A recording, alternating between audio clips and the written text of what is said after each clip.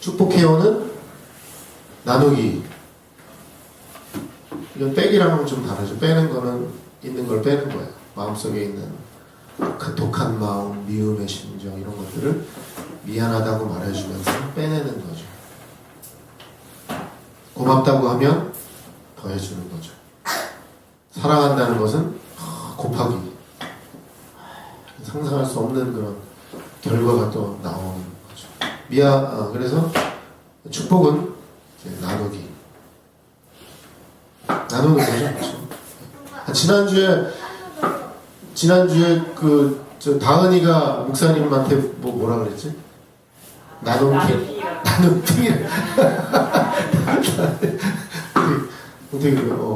그러니까 제가 이제 이제 붕어빵 전도를 하면서 붕어빵 나눠주는 거 들었죠, 그쵸? 보진 않았으니까. 들었는데 재밌었어?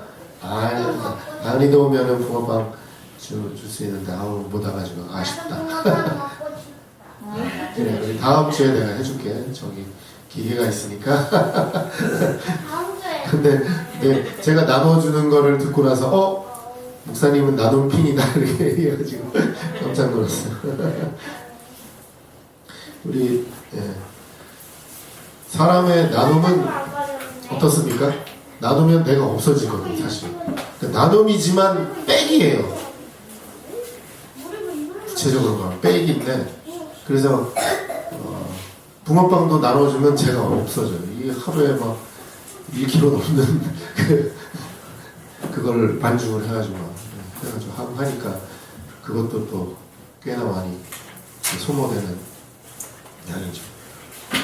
물론 뭐 나누면 또 뭐 채워진다 이렇게 얘기를 하긴 하지만 우리 인간으로서는 사실 나누면 없어지는 게 기본적인 건데 그걸 위해서 또 채워주는 것도 필요하고 사실 그게 이제 오늘의 말씀의 핵심이 될 수 있어요. 나눠지면 채워진다.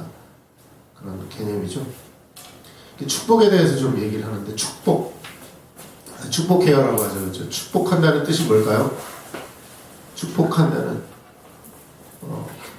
복을 빌어주는 거잖아요. 복을 빕니다. 복 받으세요 이런 거죠. 그럼 붙잡고 물어봐. 그럼 복이 뭐예요? 그러면 뭐라 그러실 거예요? 복이 뭐예요? 예? 예수님, 그렇죠. 우리 이제 그리스도인들은 예수님의 복, 하나님의 복 얘기를 하는데 보통 사람은 무슨 복을 얘기할까요?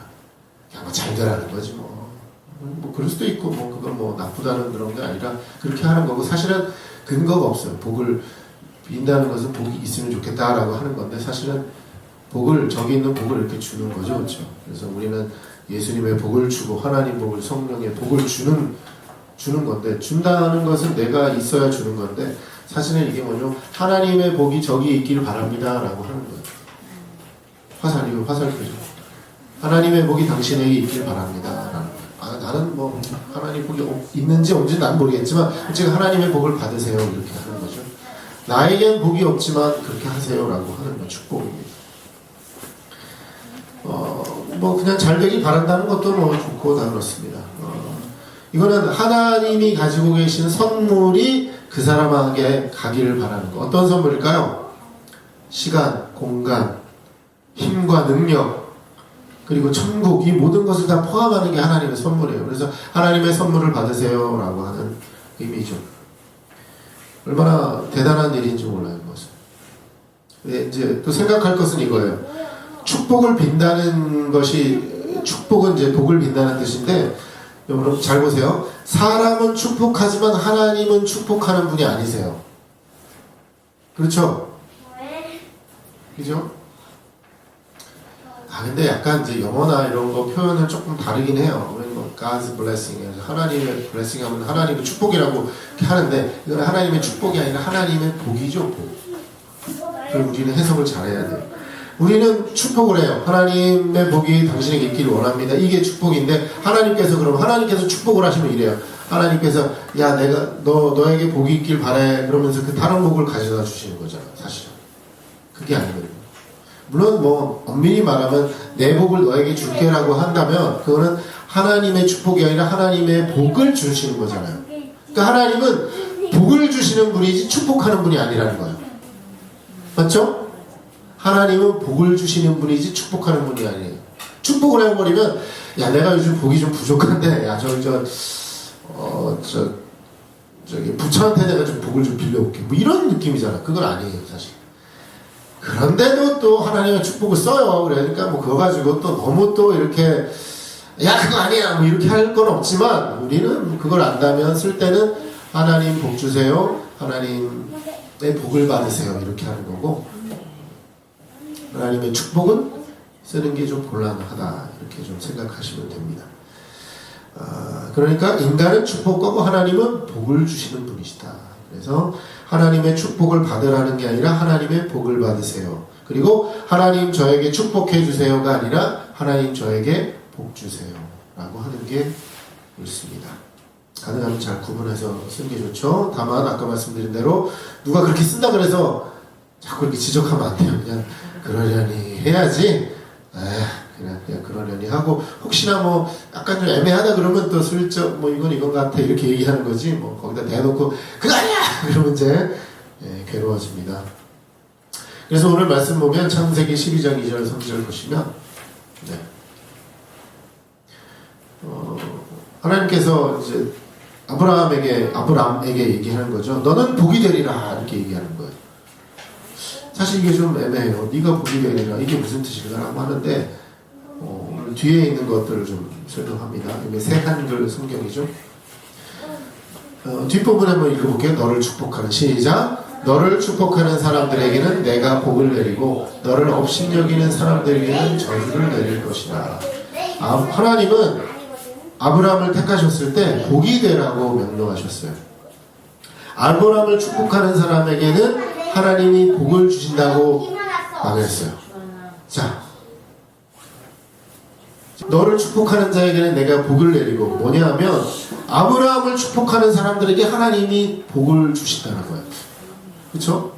그러니까 이거 자칫 대충 보면 너를 축복하니까 내가 복을 받겠구나.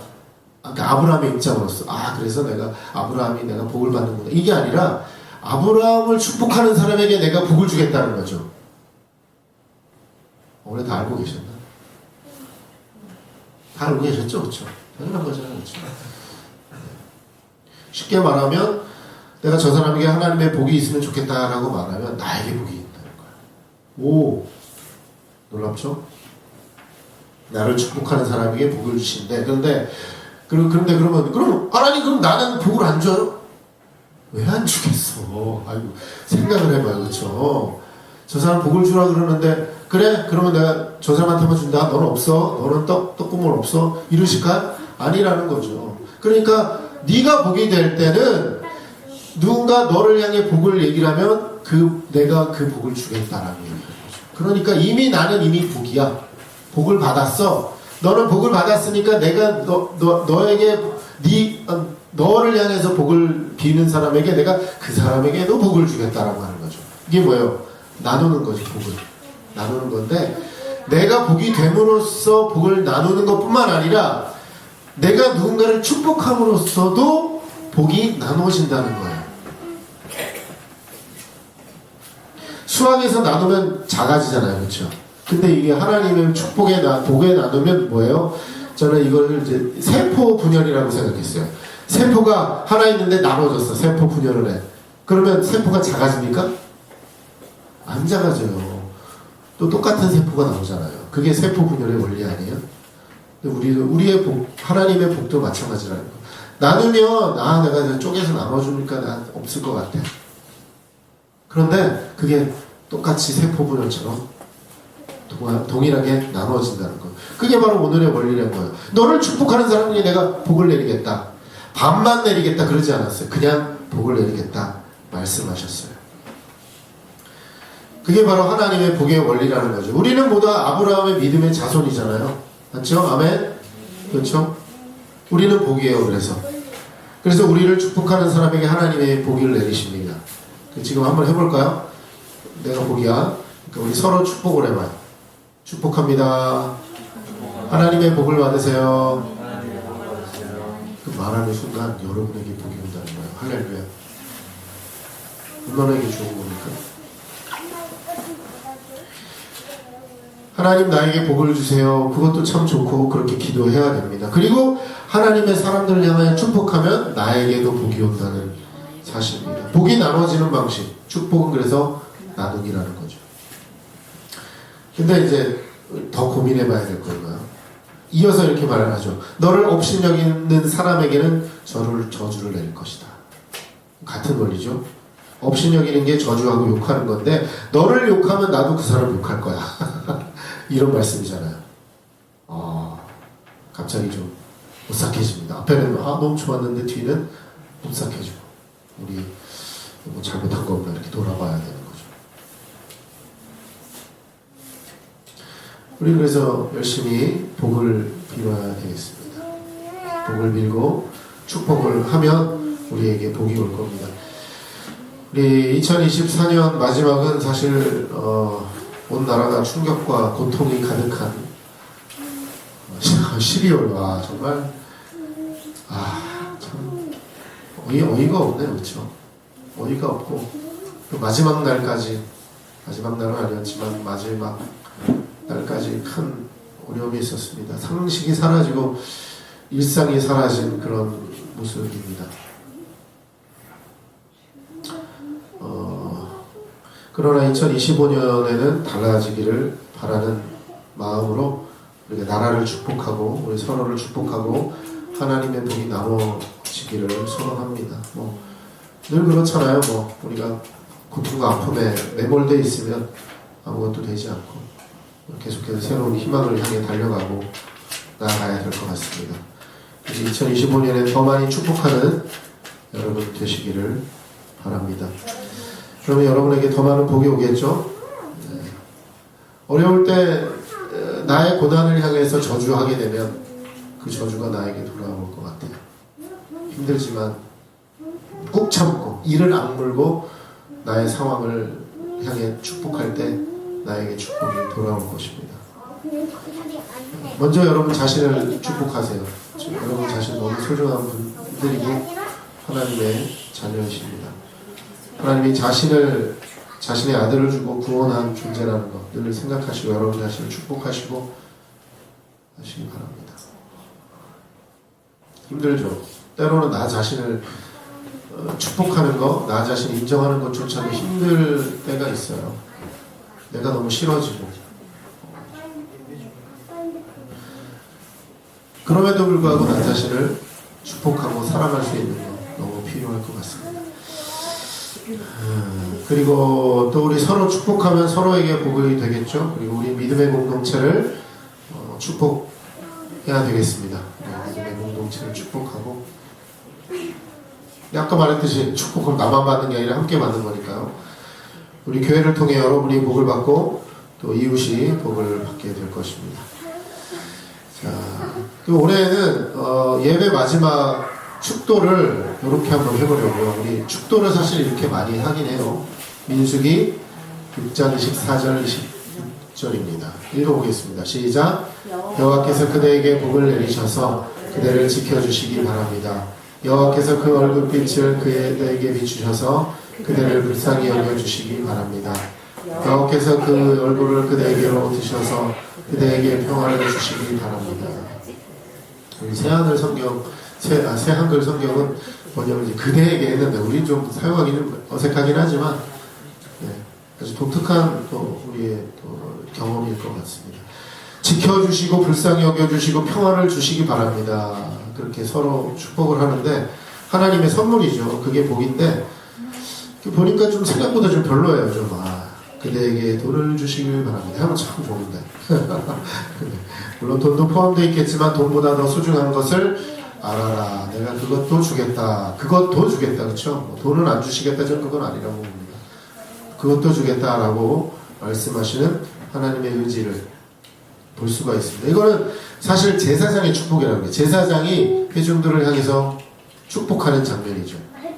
근데 우리도 또 하나님의 제사장의 역할을 하기 때문에 누군가를 또 향해 축복할 수가 있는 것이죠. 그래서 우리가 이거를 좀 이렇게 서로 좀 축복하면 좋을 것 같아요. 어디였어? 여기서 한번. 자, 제가 여러분에게 여호와께서 여러분에게 복을 내리셔서 여러분을 지켜주시기 바랍니다. 그럼 여러분도 뭐라 그래요? 저에게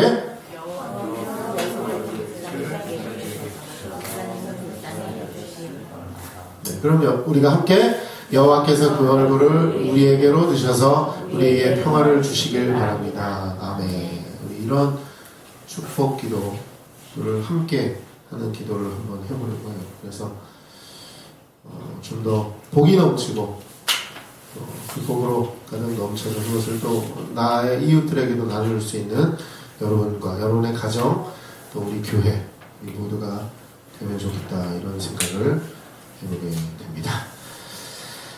우리 함께 좀 기도할까요? 합심 기도.